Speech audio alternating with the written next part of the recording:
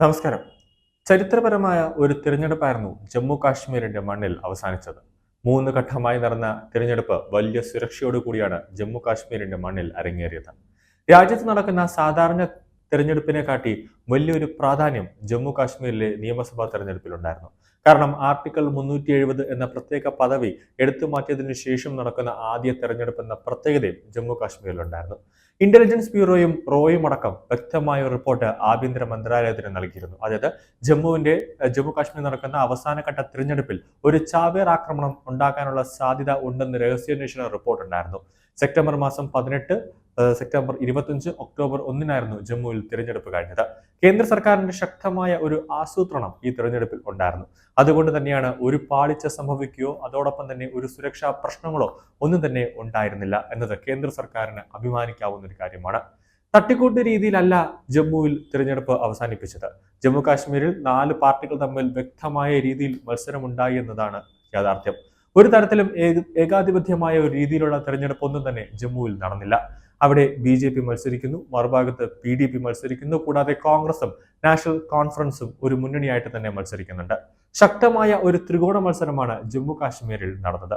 90 സീറ്റുകളിലും ശക്തമായ ഒരു പോരാട്ടമായിരുന്നു നടന്നത്. ചരിത്രത്തിൽ നിന്നും വ്യത്യസ്തമായ വലിയൊരു ജനക്കൂട്ടം തന്നെ വോട്ട് ചെയ്യാനെത്തിയിരുന്നു. കഴിഞ്ഞ ദിവസം അതിരാവിലെ മുതൽ തന്നെ തെരഞ്ഞെടുപ്പ് ആരംഭിച്ച അവസാന ഘട്ടം മുതൽ തന്നെ ഏകദേശം ഭൂരിഭാഗം മണ്ഡലങ്ങളിലും BJPയുടെ ശക്തി കേന്ദ്രങ്ങളാണ്. ഏതാണ്ട് 24 മണ്ഡലങ്ങൾ ജമ്മു മേഖലയിൽ നിന്നുള്ള മണ്ഡലങ്ങളാണ്. അവിടെ BJPക്ക് സ്വാധീനം വളരെ കൂടുതലാണ്. BJPക്ക് ഏറ്റവും ശക്തമായ സ്വാധീനമുള്ള മണ്ഡലങ്ങളിലാണ് അവസാനഘട്ട വോട്ടെടുപ്പുകൾ നടന്നത്.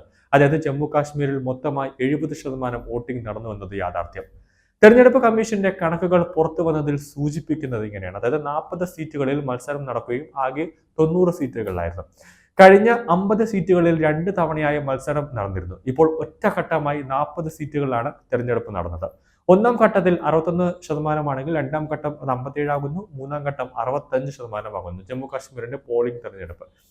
ഈ വിജയം മോദിക്കും അതുപോലെ തന്നെ അമിത്ഷായ്ക്കും അഭിമാനിക്കാം എന്നത് യാഥാർത്ഥ്യമാണ്. കാരണം മുൻകാലങ്ങളിലൊക്കെ ജമ്മു കാശ്മീരിൽ ഒരു തെരഞ്ഞെടുപ്പ് നടക്കുമ്പോൾ അത് ലോക്സഭാ തെരഞ്ഞെടുപ്പായിക്കോട്ടെ, നിയമസഭാ തെരഞ്ഞെടുപ്പായിക്കോട്ടെ, വലിയ രീതിയിലുള്ള ഒരു കലാപം ഉണ്ടാകുന്നു, മാവോയിസ്റ്റുകളുടെ ആക്രമണം ഉണ്ടാകുന്നു, തീവ്രവാദികളുടെ ആക്രമണം ഉണ്ടാകുന്നു.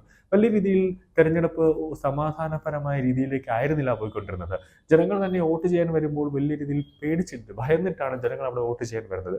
വലിയ രീതിയിൽ പട്ടാളവും CRPF ഉൾപ്പെടെയുള്ളവരുടെ കേന്ദ്രസേന അംഗങ്ങളുടെ വലിയ രീതിയിലൊരു ടൈറ്റ് സെക്യൂരിറ്റി മുൻകാലങ്ങളിൽ ജമ്മു കാശ്മീരിൽ ഉണ്ടായിരുന്നെങ്കിലും അവിടെ ഇവിടെയായിട്ടൊക്കെ വലിയ രീതിയിലൊരു ആക്രമണം നടക്കുമായിരുന്നു, സ്ഫോടനം നടക്കുമായിരുന്നു. പക്ഷെ ഇപ്രാവശ്യം ആർട്ടിക്കിൾ 370 എല്ലാം എടുത്തു കളഞ്ഞതിന് ശേഷം നടന്ന ആദ്യ നിയമസഭാ തെരഞ്ഞെടുപ്പിൽ ഒരു തരത്തിലുമുള്ള ഒരു പ്രശ്നം റിപ്പോർട്ട് ചെയ്തതായോ അല്ലെങ്കിൽ ഏത് തരത്തിലുമുള്ള ഒരു സംഘർഷം റിപ്പോർട്ട് ചെയ്തതായോ ഒന്നും തന്നെ ഇല്ലായിരുന്നു.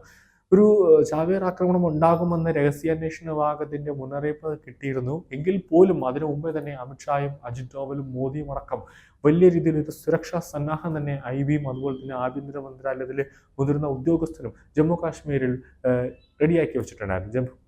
ജമ്മു കാശ്മീരിന്റെ പോലീസിന്റെ സഹായത്തോടു കൂടിയും ഇന്ത്യൻ ആർമിയുടെ സഹായത്തോടു കൂടിയും ജമ്മു കാശ്മീരിൽ വലിയ രീതിയിൽ അവർ പ്ലാൻ A, പ്ലാൻ B എന്ന രീതിയിലേക്ക് ഒരു സുരക്ഷാ സെറ്റുകൾ അവർ റെഡിയാക്കി വെച്ചിട്ടുണ്ടായിരുന്നു. ഏതെങ്കിലും തരത്തിലൊരു ആക്രമണം അവിടെ ഉണ്ടായാൽ അതിനെ പെട്ടെന്ന് പ്രതിരോധിക്കാം, അടുത്ത പ്ലാൻ എങ്ങനെ ഇറക്കാം, അടുത്ത പ്ലാൻ എങ്ങനെ എക്സിക്യൂട്ട് ചെയ്യാം എന്നുള്ള രീതികളായിരുന്നു ജമ്മു കാശ്മീരിൽ BJPയുടെ നേതൃത്വത്തിൽ, അതായത് കേന്ദ്ര സർക്കാരിന്റെ നേതൃത്വത്തിൽ അവിടെ ആവിഷ്കരിച്ചിരുന്നത്.